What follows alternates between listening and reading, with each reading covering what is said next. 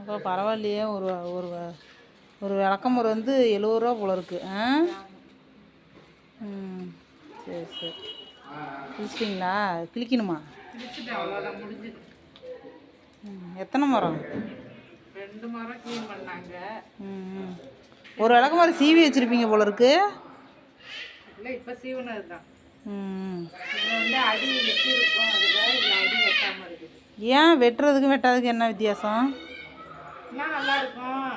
இது வெட்டாமல் வைக்க மாட்டாங்க, அடி இப்படியே கட் பண்ணிடுவாங்க. சரி சரி. எத்தனை விளக்கமாறு? 2 விளக்கமாறு வருங்களா?